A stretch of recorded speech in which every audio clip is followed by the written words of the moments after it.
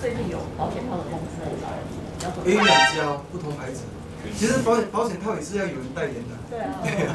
那你接了吗？那你有接吗？我们还在谈，还没成。你用得到？他们会送你吗？其实我还蛮期待，因为就可以很多免费的，还可以换口味。平常有在研究。对，如果他们送我就可以研究了。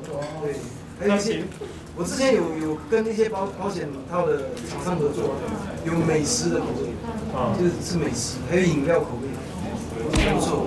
最喜欢就是一些是什么奶茶的，对，现在很多花样了，你们应该好像没在用。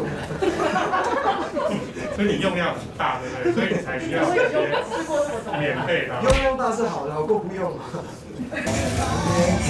最近跳起来了，真的吗？真的吗？真的吗？预备。最近觉得像吗？画的我是尽力了，因为我之前就一天到晚就要逗女生笑的时候，我就会模仿伍佰唱。然后所以是有就看到人家笑，我就觉得应该是蛮不错的。这精髓在哪里啊？就是台湾格语。阳光下我逆着红，满脸的尘埃，追逐着巨大的梦，却没想过再可待。然后还有一个最严重是那个垃圾的问题，因为我不能下楼丢垃圾，那我整个房间都是垃圾，所以我住在垃圾堆里面住了2个礼拜，所以还蛮惨，很臭，真的很臭。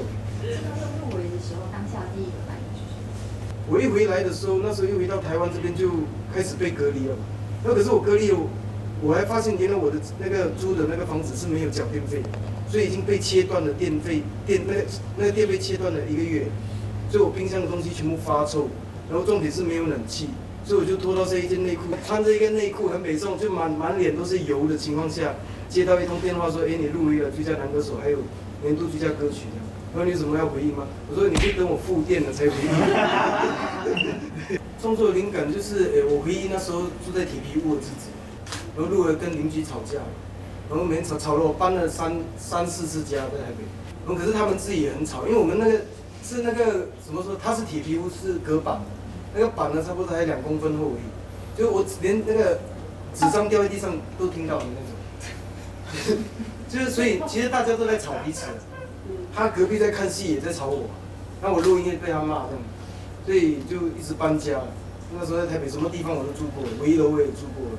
你家的电费现在就是供电已经恢复了，恢复了，完全恢复。就是在第2天的时候恢复。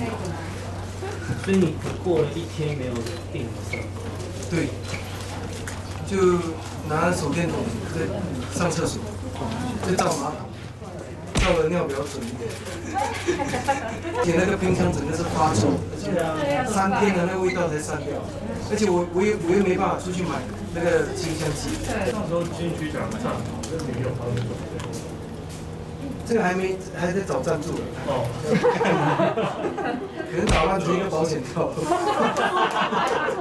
那过这趟来台湾，大概有多少的工作要开始？